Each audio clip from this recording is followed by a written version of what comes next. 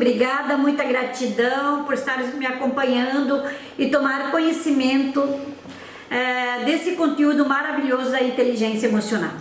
Então vamos lá, vamos para os pilares rapidinho, né? O pilar de conhecer as próprias emoções. Esse pilar nos mostra que devemos ter autoconsciência e discernimento e autocompreensão. Isso parece fácil, mas não é. Acredito que seja mais fácil conhecer o outro do que conhecer a nós mesmos, do que conhecer a si mesmo. É bem mais fácil. Se eu peço para as pessoas, por que eu falo isso? Porque eu tenho experiência disso. Se eu peço para as pessoas, me diga 10 virtudes e valores sobre si mesmo, as pessoas não conseguem. Elas têm uma dificuldade muito grande. Agora, se nós devemos falar 10 valores e virtudes de uma outra pessoa, é bem fácil, nós falamos muito mais fácil e vemos mais fácil os valores e as virtudes das outras pessoas do que de nós mesmos, por incrível que pareça, né?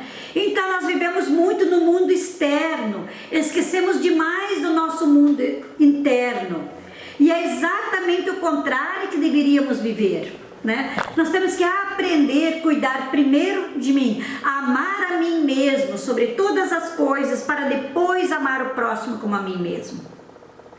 Então realmente conhecermos a nós mesmos e conhecermos as nossas emoções, que é o pilar de conhecer as próprias emoções, de ter autoconsciência, discernimento e autocompreensão. Isso parece fácil, mas não é tão fácil assim. Acredito que seja mais fácil conhecer os outros, né, do que conhecer a nós mesmos. E essa estrada ela é longa. Porque o autoconhecimento ele é um exercício diário. Todos os dias devemos ser observadores de nós mesmos. Então todo dia eu devo ser uma observadora de mim. Com treino diário, como um bebezinho, quando ele começa a dar os primeiros passinhos, vai treinando novos passinhos, caindo, levantando, caindo, levantando e caindo, e assim vai levando sua vida até se autoconhecer e conhecer as emoções próprias. Ok? Então tá. O outro pilar é o pilar de controlar e lidar com as próprias emoções. Confortar-se e lidar com a ansiedade, com a tristeza, com a irritabilidade, com o fracasso. Ou seja, nós devemos ser resilientes. Igual aquele João Bobo, não sei quem assistiu o Globo Repórter, um tempo atrás o Globo Repórter eles mostrava aquele João Bobo, eles colocavam ele num arquinho lá e davam uns tapas naquele João Bobo, ele balançava, até ele ficar firme em pé de novo, né? Até ele formar sua estrutura de novo. Então, assim nós devemos ser. Ter uma reação positiva diante das adversidades. Então é saber superar e recuperar-se de forma mais rápida diante de fatores e acontecimentos. Então devemos ser resistentes e fortes. Não deixemos qualquer coisa nos abalar e cair lá embaixo e permanecer caído. Não, devemos ser resilientes, igual aquele João Bobo do Globo Esporte que passou há tempos atrás. Quem sabe ainda passa, já faz muitos anos que eu não assisto mais televisão, então eu não sei, quem sabe ainda passa, mas enfim, eu vi essa reportagem. Aí só, nosso João Bobo mostra a resiliência que nós devemos ter. Ou quem não se identificou com o João Bobo, o Bob Esponja. O Bob Esponja é outra metáfora bacana que nós podemos usar. Então você pega uma esponja, né, com a imagem do Bob Esponja, você derrama água nela, na esponja, ela absorve tudo. Você amassa aquela esponja e a água sai. Quando você solta, aquela esponja volta ao normal. Aí uma grande colega minha, palestrante, ela apresentou essa metáfora. Ela pegou e colocou um tijolo em cima do Bob Esponja e quando tirou o tijolo, o Bob Esponja voltou ao normal, ela derramou água quente, ela derramou líquido colorido, ela pisou em cima e tudo mais, aquela esponja voltou ao normal. Então quer dizer o quê? Devemos ser resilientes, se recompor sempre de novo, não importa quais são as interferências, quais são os fatores, os acontecimentos, os traumas, as inconformações, as injustiças que entram dentro de nós imediatamente tirá-los de nós de novo e voltar a se estruturar de novo, a se recuperar, né? Se sentir resistente e forte de novo. Então devemos analisar as nossas emoções e saber como administrar elas. Então, analisar e administrar os nossos estímulos. Então, isso são tarefas diárias que nós devemos fazer todos os dias, de passinho em passinho, para transmutar as emoções e ponderar os nossos sentimentos, né? O outro pilar é o pilar de motivar-se e automotivar-se todo dia. É aquela bendita automotivação, que também é a capacidade de entrar num fluxo motivacional por si só. Não precisamos do outro para nos motivar, né? Então, ter uma produtividade e um desempenho bem alto em tudo que nós empreender, né? Procurar se automotivar, desempenhar o trabalho com vontade, tudo que nós empreendemos nessa vida. E assim como também ter o autocontrole para deixar para depois, né? Aquela satisfação imediata que nós queremos ter, e quando aquelas coisas não acontecem de imediato, né?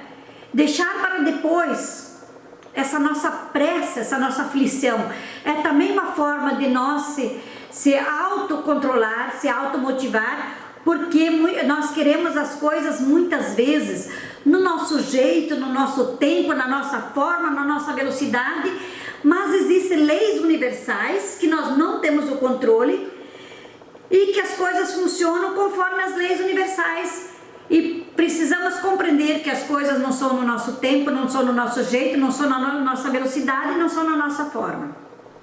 Então, assim, como eu disse antes, a inteligência emocional ela é um exercício que deve ser praticado todos os dias. Talvez você ainda não se sinta capaz de se automotivar, mas tente todos os dias e pense positivamente. E evite palavras negativas para definir seu dia.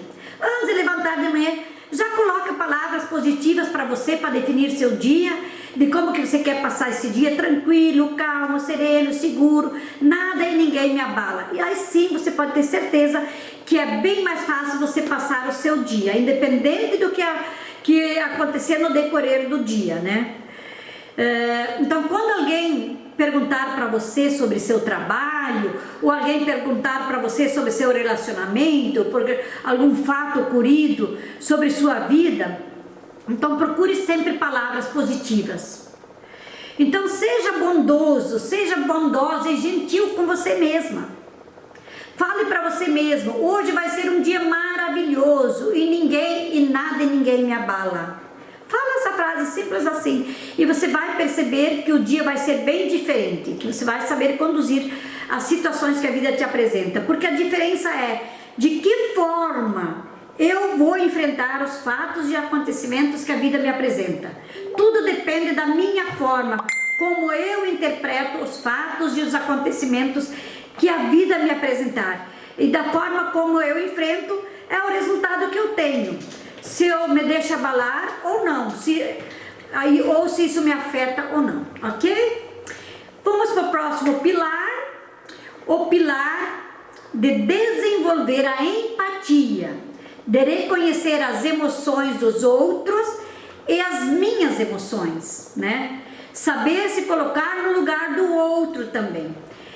E falando sobre isso, eu quero contar um pequeno fato, uma metáforazinha assim que me aconteceu esses dias. Então, eu fui ao mercado com meu neto comprar 2 pizzas. E o que aconteceu lá? Eu confesso que eu não me senti muito empática em nenhum momento naquele instante que foi acontecendo o fato com o gerente do supermercado. Então estávamos lá, eu e o meu neto, escolhendo sabores de pizzas, as quais nós queríamos levar. Então nós separamos as pizzas lá, né, para a nossa devida escolha de sabores que nós íamos levar. Naquele momento, né, o gerente entrou no nosso meio, antes de nós termos escolhido essas pizzas, e organizou aquelas pizzas ordenadamente de novo. E eu me parei assim, caraca, o que é isso aqui que está acontecendo aqui? E parecia que ele queria chamar nossa atenção de como que as pizzas deveriam ficar, que elas deveriam ficar ordenadas. E aquilo logo passou uns pensamentos na minha memória, parece que a gente não deve escolher pizza, né? Então eu realmente não senti empatia por ele, eu não entendi a atitude dele. Me senti como se não tivesse o direito de escolher os sabores das pizzas. Mas, porém, depois, quando comecei a meditar daquilo que aconteceu, e eu me coloquei no lugar do gerente, eu sendo ele, gerente do mercado, então eu pude entender as atitudes dele. Quem sabe, muitas pessoas tiram as coisas do lugar e deixam realmente tudo bagunçado, e aquilo incomoda ele, porque na verdade toda pessoa quer chegar na prateleira e ver tudo arrumado. Ninguém quer chegar na prateleira e ver as coisas bagunçadas. Então muitas vezes a empatia chega à nossa vida quando também passamos por determinadas situações e determinados aprendizados, né? Então, se você tem dificuldades para ser empático, tente substituir aquela pessoa que está passando por algum problema, por alguma situação, alguma dificuldade